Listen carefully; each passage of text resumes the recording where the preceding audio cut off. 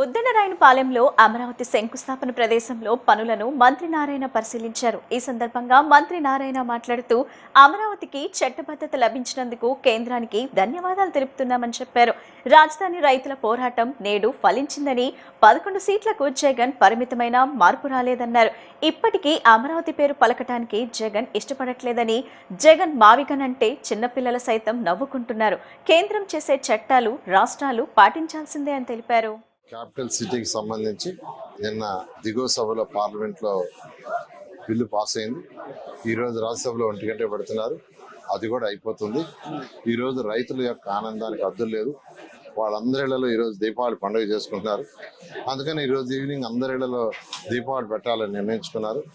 అయితే ఈ ఆనందాన్ని గవర్నర్ ముఖ్యమంత్రి గారు రైతు సోదరులందరితో పంచుకోవాలని, ఏదైతే 2014-19లో 2015లో ఇక్కడ ఉద్దండరాయనపాలెంలో గవర్నర్ భారత ప్రధాని చేతుల మీదుగా శంకుస్థాపన చేయించారో అక్కడికి వచ్చి రైతు సోదరులందరితో ఈ ఆనందాన్ని పంచుకోబోతున్నారు.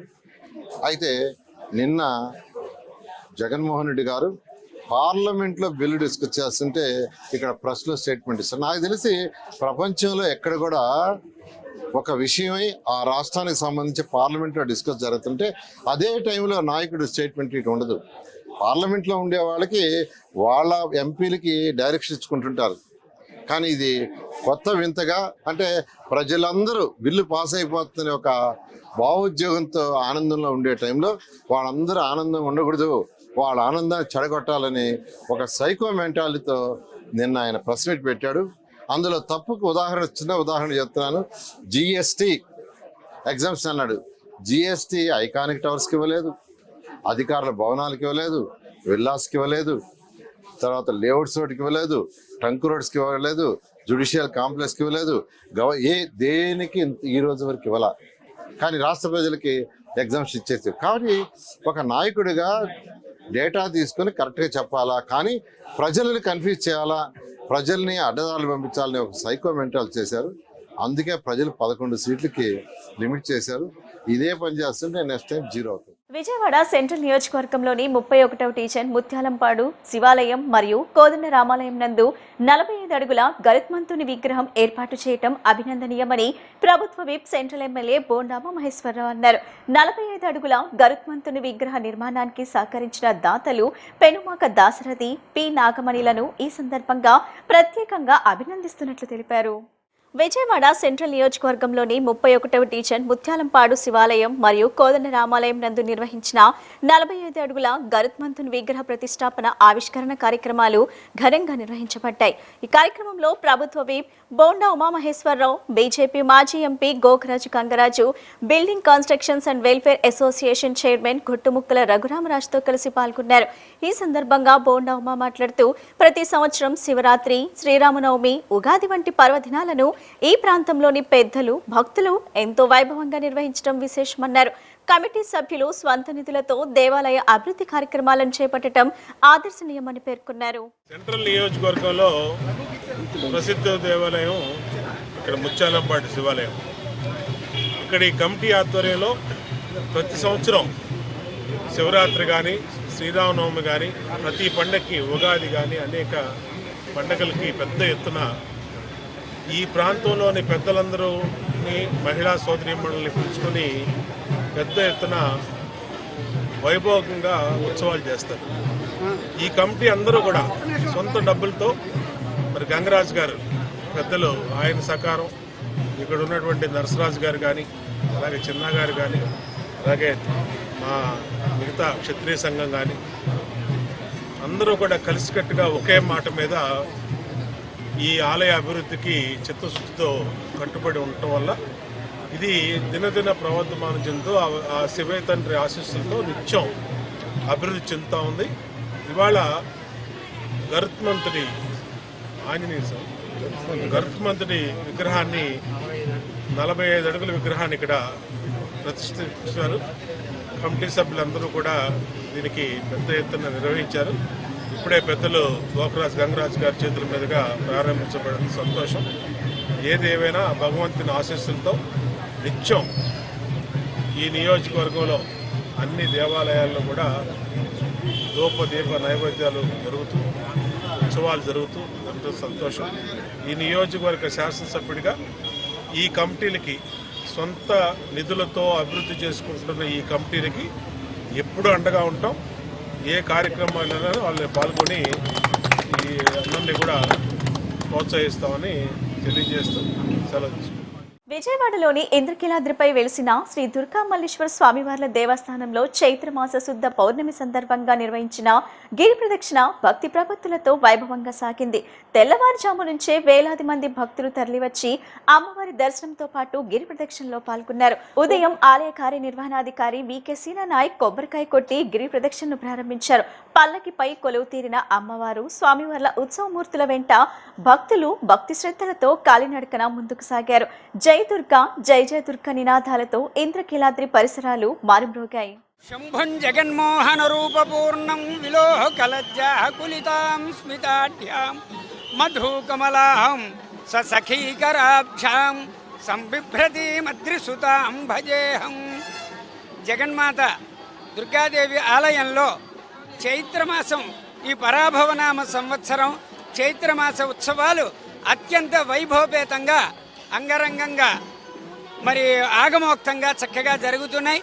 మరి దీంట్లో భాగంగా చైత్రశుద్ధ పాడ్యమి నుంచి మనకి దశమి వరకు కూడా అమ్మవారి వసంత నవరాత్రి ఉత్సవాలు జరుపుకొని మరి ఏకాదశి నుంచి రేపటి వరకు కూడా మనం బ్రహ్మోత్సవాలు అత్యంత వైభవపేతంగా జరుపుకుంటున్నాం.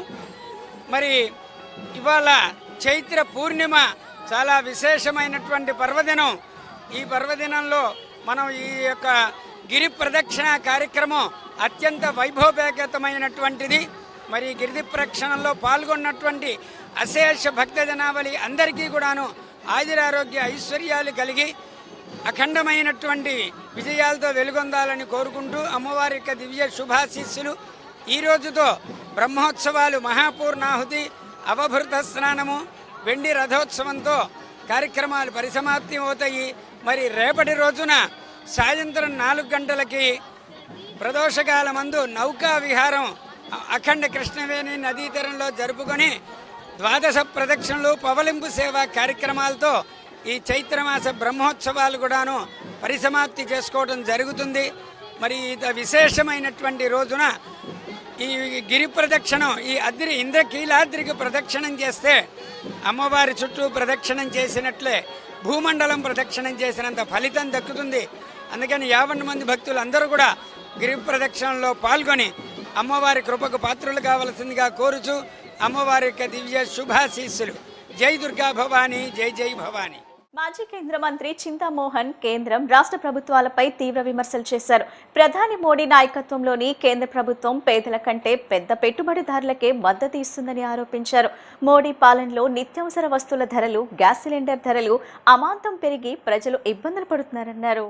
గాంధీనగర్ ప్రెస్ క్లబ్లో నిర్వహించిన మీడియా సమావేశంలో ఆయన మాట్లాడుతూ కృష్ణా గోదావరి గ్యాస్ను విదేశాలకు ఎగుమతి చేస్తూ స్థానికులకు అన్యాయం జరుగుతుందని విమర్శించారు. రాష్ట్రంలో ముఖ్యమంత్రి చంద్రబాబు పాలనలో బ్రోకర్ల ప్రభావం పెరిగిందని, అభివృద్ధి ప్రశ్నార్థకమైందని పేర్కొన్నారు.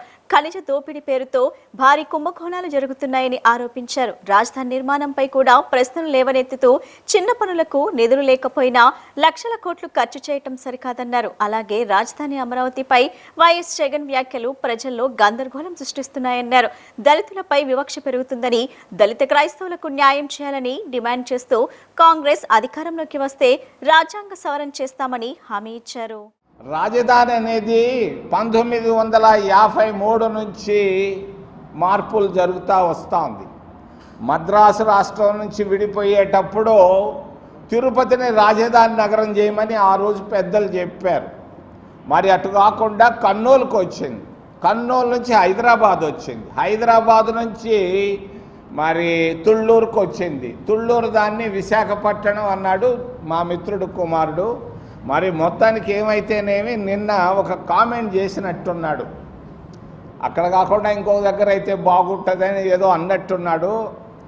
రాజధానిని నిర్ణయించేటప్పుడు పార్లమెంటు నిర్ణయాన్ని అందరం శిరసావహిస్తాం, కాదనే దానికి లేదు. కానీ ఈ నిర్ణయాలు తీసుకునేటప్పుడు ప్రజలకు ఆమోదయోగ్యంగా ఉండాలి, విమర్శలకు తావు ఇవ్వకుండా చేయాలి.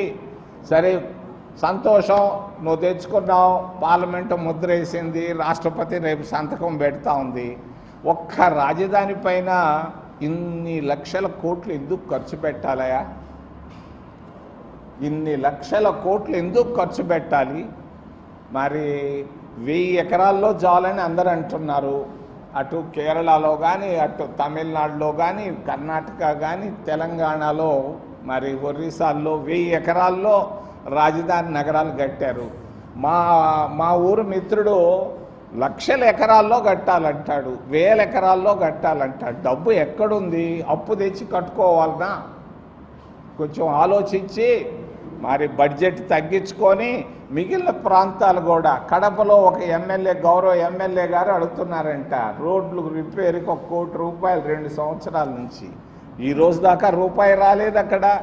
ఎమ్మెల్యేలకు ఇవ్వాల్సిన గ్రాంట్లు కానీ, వాళ్ళకి ఇవ్వాల్సినటువంటి సహాయం లేకుండా మొత్తం డబ్బు అప్పంతా చేసి పప్పు కూడా తీరినట్టుగా ఉంది. కానీ కొంచెం వెనక ముందు ఆలోచించి నిర్ణయాలు చేస్తే బాగుంటుందని చంద్రబాబు నాయుడు గారి సలహా ఇస్తూ, మోడీ పరిపాలన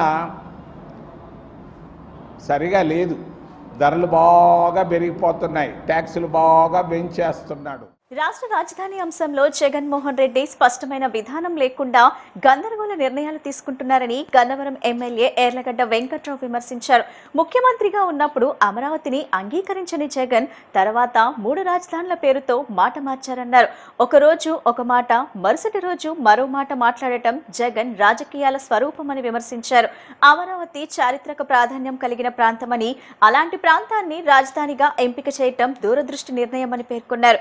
3 రాజధానుల ప్రతిపాదన ప్రజల అభివృద్ధి కోసం కాకుండా రాజకీయ ప్రయోజనాల కోసమేనని తెలిపారు. రాష్ట్రాల రాజధానిని రాష్ట్రమే నిర్ణయించుకోవాలి, కేంద్రం నిర్ణయిస్తుందని. ఎస్, చంద్రబాబు నాయుడు గారు ముఖ్యమంత్రి గారు నిర్ణయించాడు అమరావతి రాజధాని. నువ్వు యాక్సెప్ట్ చేసావు ఆ రోజున.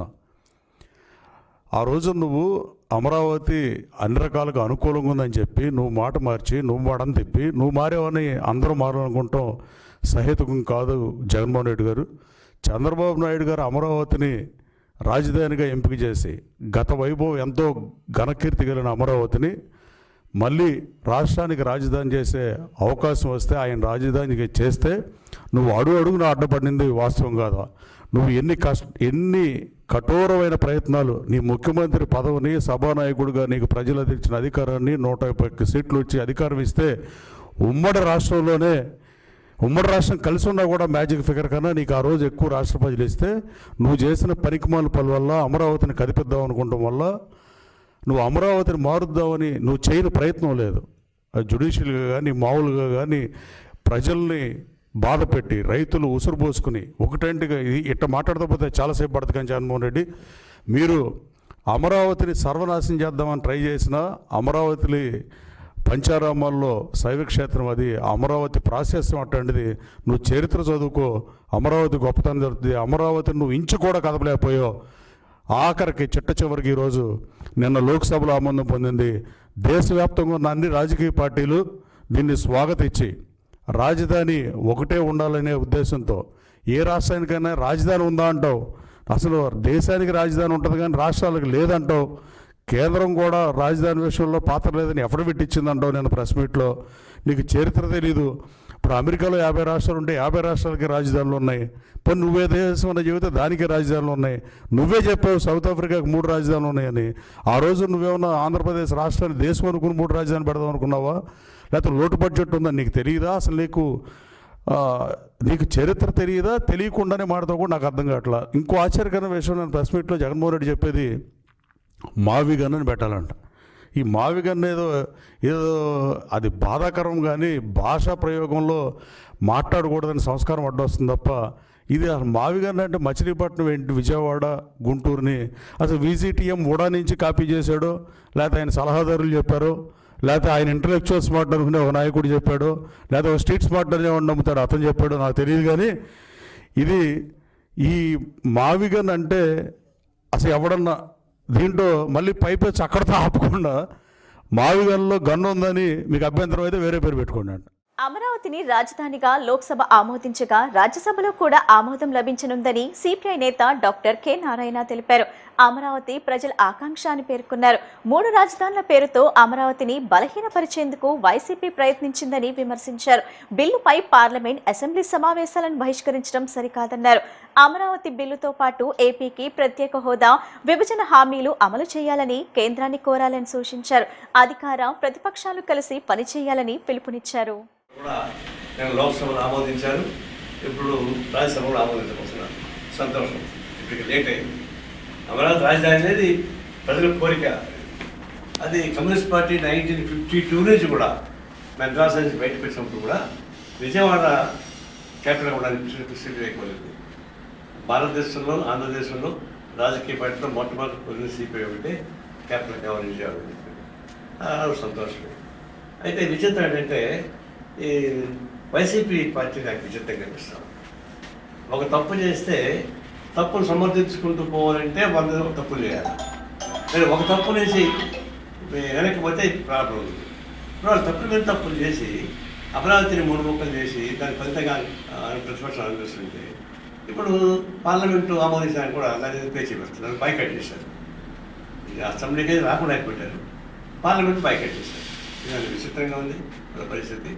ఇప్పటికైనా జ్ఞానోదయం కలగకపోతే వాళ్ళు క్షమించారు. యువకుడు, భవిష్యత్తు ఉన్నవాడు ఎందుకు నెగిటివ్ రోల్ ప్లే చేస్తుంది జగన్మోహన్ నాకు అర్థం కాలేదు. ఆయన పాజిటివ్గా మార్పు తప్ప రాజకీయ భవిష్యత్తు ఉందని నాకు తెలుసు. రెండు టీడీపీ వాళ్ళు కూడా ఎంత చేశారు. ఇది ప్రత్యేక హోదా సాధిస్తారని చెప్పి హామీ ఇచ్చారు.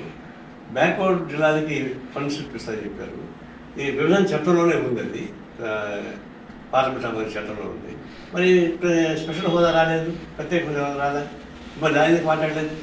దీంతో పాటు అది కూడా పెట్టుంటే మాకు విభజన చట్టం ఏదైతే ఉందో దాన్ని ఆమోదించండి, ప్రత్యేక హోదా కూడా మాకు కల్పించి ఒక మాట చెప్పుకుంటే బాగుండేది. అవి చంద్రబాబు కూడా తప్పు చేశాడు. వీళ్ళిద్దరూ అది అధికారంలో ఉన్నవాళ్ళు, ప్రతిపక్షంలో ఒకరి మీద తప్పులు చేసుకుంటున్నారు. ప్రజానికానికి అన్యాయం చేస్తున్నారు. తీవ్రమైన విషయం. ఇప్పటికైనా సరే ప్రత్యేక హోదా కావాలని కోరాలి. తెలంగాణ ముఖ్యమంత్రి రేవంత్ రెడ్డి నిన్న కేరళ రాష్ట్ర ఎన్నికల సభలో మాట్లాడుతూ కేరళ ముఖ్యమంత్రి పినరయి విజయన్ను తెలంగాణ మాజీ ముఖ్యమంత్రి కేసీఆర్తో పోల్చడం సరికాదని సిపిఐ జాతీయ కార్యదర్శి రామకృష్ణ ఆగ్రహం వ్యక్తం చేశారు. ఓట్లు, సీట్ల కోసం ఏమైనా మాట్లాడొచ్చు, ఎవరినైనా విమర్శించొచ్చు అనే పద్ధతిలో రేవంత్ రెడ్డి మాట్లాడినట్టుగా ఉందని, వాస్తవానికి భారతదేశంలోని 100% అక్షరాస్యత సాధించిన రాష్ట్రంగా కేరళ పేరుగాంచిందని, కేరళ, పశ్చిమ బెంగాల్లో భూ సంస్కరణలు అమలు జరిపి పేదవారికి భూ పంపిణీ చేశామని తెలిపారు. భారతదేశంలో ఎక్కడా లేని విధంగా కేరళ రాష్ట్ర ప్రభుత్వం 2025 నవంబర్ 1 నుండి అత్యంత దారిద్ర్య, దుర్భర జీవనం గడుపుతున్నారని చెప్పారు. రేవంత్ రెడ్డి తక్షణమే తన వ్యాఖ్యలను ఉపసంహరించుకోవాలని డిమాండ్ చేశారు. తెలంగాణ ముఖ్యమంత్రి రేవంత్ రెడ్డి గారు నిన్న కేరళ రాష్ట్ర ఎన్నికల సభల్లో మాట్లాడుతూ పినరయి విజయన్ గారిని మన కేసీఆర్తో పోల్చాడు. అసలు మరి ఎందుకు పోల్చాడు? నువ్వు ఎలక్షన్లు, ఓట్లు, సీట్లు రావాలన్నప్పుడు ఏదైనా మాట్లాడచ్చు అని చెప్పి రేవంత్ రెడ్డి గారు మాట్లాడినట్లు. వాస్తవానికి భారతదేశంలోనే మొట్టమొదటిసారి 100% లిటరసీ సాధించిన ఏకైక రాష్ట్రం కేరళ రాష్ట్రం. పైగా ఇప్పుడు డిగ్రీ వరకు కూడా ఉచిత విద్య వారు కొనసాగిస్తూ ఉన్నారు. అంతేకాకుండా భారతదేశంలో కేరళ, వెస్ట్ బెంగాల్లో మాత్రమే 100కి 100 రూపాయలు భూ సంస్కరణలు అమలు జరిపి పేదవాళ్లకు భూములు పంపిణీ చేశారు. అంతేకాకుండా ఇటీవల పినరయి విజయన్ ప్రభుత్వం మన భారతదేశంలో ఎక్కడా లేనట్టుగా మన నవంబర్ 1వ తేదీన వాళ్ళు ఈవెన్ అసెంబ్లీలోనే ప్రకటించారు. ఎక్స్ట్రీమ్ పావర్టీ ఏదైతే ఉందో, అత్యంత దుర్భర దారిద్ర్యంలో జీవిస్తున్న వారి యొక్క పేర్లన్నీ కూడా తీసుకొని సర్వే చేసి వాళ్ళందరికీ కూడా ఇవాళ ఉద్యోగాలు, ఉపాధి, వ్యాపారాలు కల్పించి అత్యంత పేదరికం లేకుండా ఆ రాష్ట్రంలో చేసి వారు ప్రజలకు వివరించారు. మరి అంతేగా ఈరోజు ఇంకా ఘనంగా చెప్పుకోగలం. ఈవెన్ కరప్షన్ చూస్తూ ఉన్నాం తెలంగాణలో, ఆంధ్రాలో, కర్ణాటకలో, అనేక రాష్ట్రాలు. మీరు ఈవెన్ మీ కాంగ్రెస్ అధికారంలో ఉండే రాష్ట్రాల్లో కూడా విపరీతంగా కరప్షన్ ఉంది. కానీ భారతదేశంలోనే అతి తక్కువ కరప్షన్ ఉన్న రాష్ట్రం, అవినీతి తక్కువగా ఉన్న రాష్ట్రము అది కేరళ రాష్ట్రమే. గతంలో ఏ గవర్నమెంట్ ఉన్నా అక్కడ అవినీతి తక్కువగా ఉంది. ఈ అన్ని విషయాలు కూడా మర్చిపోయి ఏదో ఎన్నికలు కాబట్టి, ఓట్లు కావాలి కాబట్టి, సీట్లు కావాలి కాబట్టి, అధికారం రావాలనే ఉద్దేశంతో మీరు ఈ రకంగా ప్రతిష్ట పాలు చేసే ఉపన్యాసాలు ఇవ్వడం తగదు. కేసీఆర్తో పినరయి విజయన్ పోల్చడాన్ని ఖండిస్తున్నాను. రేవంత్ రెడ్డి గారు తన వ్యాఖ్యలు ఉపసంహరించుకోవాలని చెప్పి సిపిఐ తరఫున డిమాండ్ చేస్తున్నారు. నూతనంగా ఎన్నికైన బెజవాడ బార్ అసోసియేషన్ కార్యవర్గం సంఘ అభ్యున్నతికి కట్టుబడి పనిచేయాలని సీనియర్ న్యాయవాదులు సుంకర రాజేంద్ర ప్రసాద్, వేముల హజరత్తయ్య గుప్తా సూచించారు. న్యాయవాదుల ఐక్యత, వృత్తి, నైతికత, న్యాయ సేవల ప్రమాణాల పెంపుపై దృష్టి సారించాలని వారు పిలుపునిచ్చారు. కొత్త కమిటీ బాధ్యతలను సమర్థవంతంగా నిర్వహిస్తూ అసోసియేషన్ ప్రతిష్టను మరింత పెంచాలని ఆకాంక్షించారు. బెజవాడ బార్ అసోసియేషన్ కు 2026-27 సంవత్సరానికి గాను నూతనంగా ఎన్నికైన కార్యవర్గ సభ్యుల ప్రమాణ స్వీకార మహోత్సవం అసోసియేషన్ హాల్లో ఘనంగా నిర్వహించబడింది. ఈ కార్యక్రమానికి పెద్ద సంఖ్యలో న్యాయవాదులు హాజరై కొత్త కార్యవర్గాన్ని హర్షాతిరేకాలతో అభినందించారు. సభ ప్రాంగణం ఉత్సాహభరిత వాతావరణంలో నిండిపోయింది. ఈ సందర్భంగా పలువురు సీనియర్ న్యాయవాదులు పాల్గొని నూతన కార్యవర్గ సభ్యులతో ప్రమాణ స్వీకారం చేయించారు. అనంతరం జరిగిన సభలో సుంకర రాజేంద్ర ప్రసాద్, వేముల హజరత్తయ్య గుప్తా మాట్లాడుతూ న్యాయవాదుల హక్కుల పరిరక్షణతో పాటు వారి సంక్షేమానికి కట్టుబడి పనిచేయాలని సూచించారు. యువ న్యాయవాదులకు మార్గదర్శకత్వం అందించడం, వృత్తి నైపుణ్యాలను పెంపొందించడం వంటి అంశాలపై ప్రత్యేక దృష్టి పెట్టాలని పేర్కొన్నారు. అలాగే న్యాయ వృత్తిలో నైతిక విలువలను ఖచ్చితంగా పాటిస్తూ సమాజానికి న్యాయం అందించడంలో ప్రతి న్యాయవాది బాధ్యతగా వ్యవహరించాలన్నారు. అసోసియేషన్ ను ఆధునిక దిశగా తీసుకెళ్లేందుకు సాంకేతిక పరిజ్ఞానాన్ని వినియోగించుకోవాలని, సభ్యుల మధ్య ఐక్యతను మరింత బలోపేతం చేయాలని సూచించారు. కొత్త కార్యవర్గం సమన్వయంతో పనిచేస్తే బెజవాడ బార్ అసోసియేషన్ మరింత ఉన్నత స్థాయికి చేరుకుంటుందని వారు ఆశాభావం వ్యక్తం చేశారు. అనంతరం అసోసియేషన్ నూతన అధ్యక్షుడు విష్ణుభొట్ల లక్ష్మీనారాయణ మాట్లాడుతూ సుమారు 120 ఏళ్ల విశిష్ట చరిత్ర కలిగిన బెజవాడ బార్ అసోసియేషన్ కు 121 అధ్యక్షుడిగా ఏకగ్రీవంగా ఎన్నిక కావటం తనకు ఎంతో ఆనందంగా ఉందన్నారు. తనపై విశ్వాసం ఉంచి ఎన్నుకున్న అసోసియేషన్ సభ్యులందరికీ హృదయపూర్వక కృతజ్ఞతలు తెలిపారు. సంఘాభివృద్ధి, న్యాయవాదుల సంక్షేమం ప్రధాన లక్ష్యాలుగా తీసుకొని కట్టుబడి పనిచేస్తామని హామీ ఇచ్చారు. ముఖ్యంగా జూనియర్ న్యాయవాదుల ప్రగతి కోసం ప్రత్యేక శిక్షణా కార్యక్రమాలు చేపడతామని, వారికి వృత్తిపరమైన నైపుణ్యాలు పెంపొందించేలా చర్యలు తీసుకుంటామని వెల్లడించారు. అదేవిధంగా న్యాయవాదులు, న్యాయమూర్తుల ఆరోగ్య పరిరక్షణ దృష్ట్యా ప్రత్యేక మెడికల్ క్యాంపులు నిర్వహించే ప్రణాళికలు కూడా ఉన్నాయని తెలిపారు. అసోసియేషన్ ను మరింత బలోపేతం చేసి సభ్యులందరికీ ఉపయోగపడే విధంగా కార్యక్రమాలు చేపడతామని స్పష్టం చేశారు. బెజవాడ బార్ అసోసియేషన్కి 120 సంవత్సరాలు నిండే. అదే సందర్భంలో ప్రతి సంవత్సరం జరిగేటట్టుగా ఈ సంవత్సరం కూడా ఎన్నికలు జరగడం, నూతన కార్యవర్గాన్ని ఎన్నుకోవడం జరిగింది. ఈ రోజున నూతన కార్యవర్గం వాళ్ళు ఛార్జ్ తీసుకుంటాం జరిగింది. మిత్రులంతా వీళ్ళని అభినందించారు. అభినందించడమే కాకుండా బెజవాడ బార్ అసోసియేషన్కి ఉన్నటువంటి గత చరిత్రని దృష్టిలో పెట్టుకుని ప్రజల కోసం, పౌర హక్కుల కోసం పనిచేయటమే కాకుండా కక్షిదారుల కోసం, న్యాయవాదుల కోసం పనిచేయాలనేటువంటిది, సామాజిక సమస్యలను కూడా తీసుకుని పనిచేయాలనేటువంటిది కూడా చెప్పడం జరిగింది. కార్యవర్గ సభ్యులందరూ కూడా ఐక్యతతో పనిచేస్తామని చెప్పి వాళ్ళ బాధ్యతలని సక్రమంగా నిర్వర్తిస్తామని, ఏ సమస్యనైనా పరిష్కరించే దిశగా కృషి చేస్తామని కూడా చెప్పారు. వీళ్ళందరికీ మేము ధన్యవాదాలు చెప్తాం. బెజవాడ బార్ అసోసియేషన్ ప్రాంగణంలో నిర్వహించడం జరిగింది. అది మరి మా అధ్యక్షుల వారి కోరిక మేరకు నా చేతుల మీదుగా ప్రమాణ స్వీకారం చేయించినందుకు నాకు చాలా ఆనందంగా ఉంది. ప్రతి ఒక్కరు కూడా ఎంతో సుముఖంగా ఉండి బార్ అసోసియేషన్ నూతనంగా ఎన్నికైన కార్యవర్గానికి సహకరించాలని, ఆ సహకారంలో వారందరూ కూడా పునీతం అవడమే కాకుండా బార్ అసోసియేషన్ యొక్క కీర్తి ప్రతిష్టలను ఇనుమడింపజేయాలని, ప్రతి సభ్యుడితో కూడా కలిమిడిగా ఉండి ప్రేమానురాగాలు పంచుకోవాలని చెప్పి ఈరోజు వారి చేత ప్రమాణం చేయించడం, అలాగే వారు కూడా అదేవిధంగా స్పందించి మేమందరం ఐక్యంగా సాగుతామని చెప్పి అందరి ముందు ప్రమాణం చేసినందుకు కార్యవర్గం మొత్తానికి కూడా శుభాకాంక్షలు అందిస్తూ భగవంతుడు అటువంటి వారికి చక్కని ఆయురారోగ్యాలు, చక్కని ఆలోచనలు, సంకల్పాలు ఇవ్వాలని చెప్పి కోరుకుంటూ ఉన్నాను. బెజవాడ బార్ అసోసియేషన్కి 121వ అధ్యక్షుడిగా నన్ను యునానిమస్గా ఎన్నుకున్నందుకు ముఖ్యంగా నా బార్ అసోసియేషన్ సభ్యులందరికీ కూడా ధన్యవాదాలు తెలియజేసుకుంటున్నాను. అలాగే 26-27 సంవత్సరానికి గాను ప్రెసిడెంట్గా విష్ణుభొట్ల లక్ష్మీనారాయణ అనే నేను, అలాగే సెక్రటరీగా, జనరల్ సెక్రటరీగా వలిబోయిన కిరణ్ కుమార్, వైస్ ప్రెసిడెంట్గా బండారుపల్లి లెనిన్, అలాగే మిగతా కార్యవర్గ సభ్యులు కూడా ఎన్నికయ్యారు. ఈ ఎన్నికలన్నీ కూడా మా ఎన్నికల అధికారి డిపి రామకృష్ణ గారు చాలా సమర్థవంతంగా నిర్వహించారు. ఎటువంటి ఇబ్బందులు లేకుండా చక్కగా నిర్వహించడం జరిగింది. మేము నిన్న ఛార్జ్ తీసుకున్నప్పటికీ ఇవాళ ప్రమాణ స్వీకారం అందరూ కలిసి చేయడం జరిగింది. మేము ముఖ్యంగా bench and bar relation maintain చేస్తామని, అలాగే జూనియర్ న్యాయవాదుల కోసం శిక్షణ కోసం కృషి చేస్తామని, అలాగే న్యాయవాదులకు న్యాయమూర్తులకి సంబంధించిన మెడికల్ క్యాంపులు అన్నీ కూడా సమర్థవంతంగా నిర్వహిస్తామని, అలాగే ముఖ్యంగా బెజవాడ బార్ అసోసియేషను మన ఆంధ్రప్రదేశ్లోనే చాలా ప్రతిష్టాత్మకరమైంది. ఏ ప్రజా ఉద్యమం అయినా ఎటువంటి ఉద్యమాలైనా బెజవాడ బార్ నుంచే మొదలవుతాయి. అలాగే బెజవాడ బార్ అసోసియేషన్కి సంబంధించి విజయవాడలో కానీ ఆంధ్రదేశంలో ఎక్కడా కానీ ఏదన్నా అన్యాయాలు అక్రమాలు జరిగినప్పుడు ముందుగా గళమెత్తేది బెజవాడ బార్ అసోసియేషన్ ఉండే. ఇవాళ గౌరవంగా మా former chief justice of India N V Ramana గారు విజయవాడ రావడం జరిగింది.